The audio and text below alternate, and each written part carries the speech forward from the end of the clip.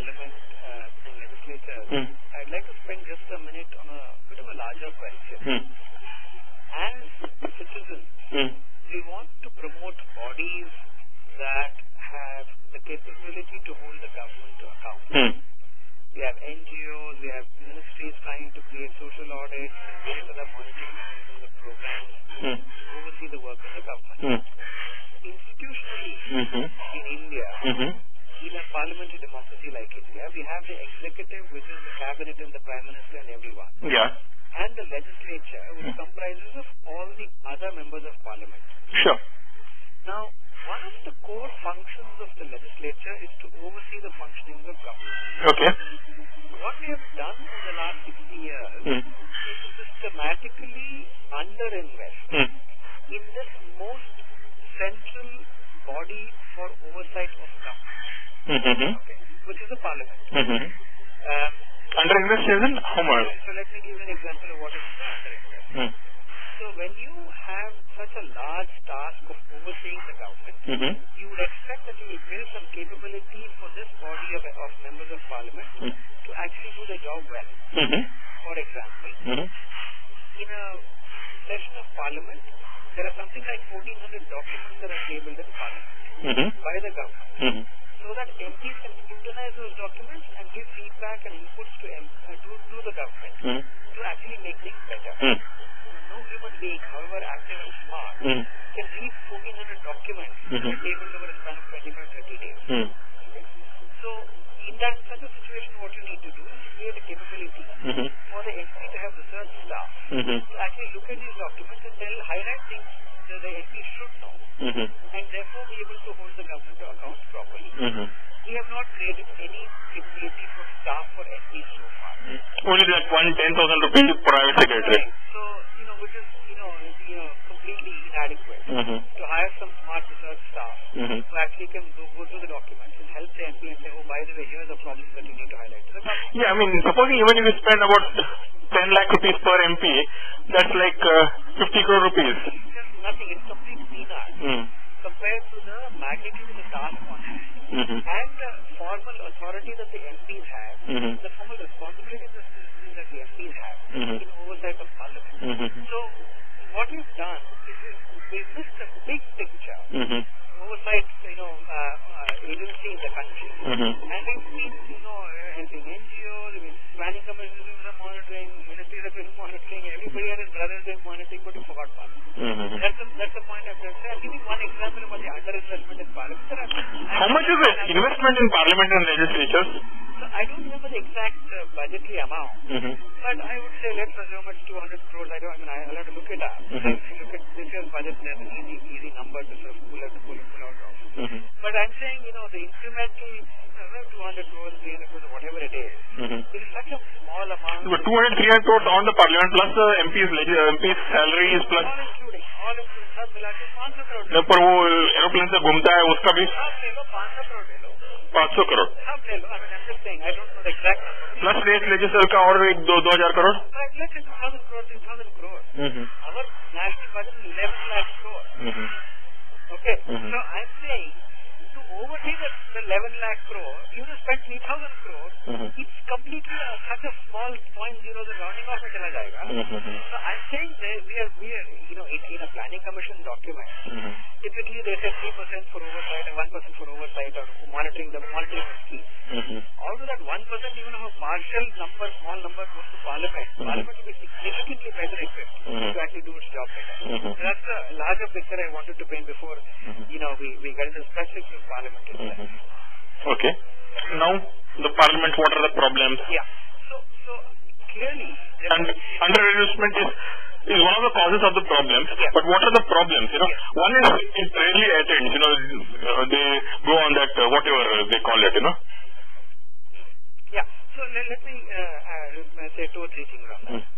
One of the important things in the trend in parliament. If you look at parliament in the 1950s and parliament in 2000 onwards, there is, people talk of, we used to have such great legislators earlier, we don't have such great legislators now. I actually think that's very anecdotal. Often people compare some of the best people then to some of the average people now. But the point is there are excellent people now, even now in Parliament. That is one. Second is that, the number of sittings of Parliament used to be 140 days plus. In a year, in a calendar year, in the 1950s. Today, the number of sittings of Parliament is down to about 60, 65, as low as 45 in 2008, right? So, the number of sitting days coming down, the opportunity for MPs to engage on serious business has dramatically dropped. So, there is a structural issue there. That is one. Second, it is to be noted that the Parliament is convened by the executive. The dates of convening of Parliament are decided by the executive. This is the Prime Minister and his men, right? And therefore, if Parliament is sitting for 45 or 46 days or 60 days, it is not the fault of parliamentarians. That is one. The second point. The third point is, there is a huge problem in how our Parliament works when it is meeting on those 45 days. Madhukar, I also want you to comment on legislatures, state legislatures, when you are commenting on the Parliament. Yeah. So, there is a huge problem in how how our MPs use the 45 days or 65 days that they end up meeting for. Okay?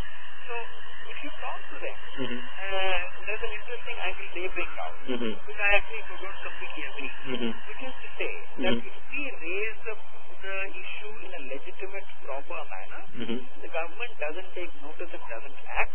Therefore, we will have to rush into the well of the house and, behave the way we do. While they may feel so, I don't agree that that is the right way to go forward. I think there needs to be a mechanism that is found where MPs can express their grievances and the government is bound to act. So if there's parliamentary reform that is required, it is in this direction. As to how to address the grievances that MPs are raising from time to time in a more appropriate, dignified manner that Parliament currently does. So whatever the reason might be, disrupting Parliament I don't think is justification or is justified the way it is actually being done. Okay. State legislatures are a completely different story. Parliament is very well endowed with systems and procedures that are robust, time-tested and well-functioning for the most part, barring the disruptions that we see in Parliament. But if you look at state legislatures, the sittings of state legislatures are far less than sittings of Parliament. For example, there are many states that meet for less than 30 days. Delhi Assembly, for example, meets for 20 days a year. And over the 20 days that it has met, for example, I think in the last couple of years ago, they met for like 40 hours over those 20 days through the entire year. So I would argue that what the state legislatures do is at least as important to the Aam Aadmi, if not more. Because what state legislatures do are all about service delivery, they are about law and order and those kinds of very, very basic things that affect the Aam Aadmi on a day-to-day basis. So I would argue that they need a lot more and do a lot more business in a more structured manner. That is one. Second, the state legislatures by and large introduce and pass bills on the same day or the next day, giving no time or ability for legislators, which is the MLAs in the state, to scrutinize what's being introduced, what is being passed on the floor of the House. Third, most state legislatures don't have standing committees. In fact, to the best of our knowledge, no state legislature in the country has a standing committee system which can examine proposals of the government much more closely than is possible without a standing committee system.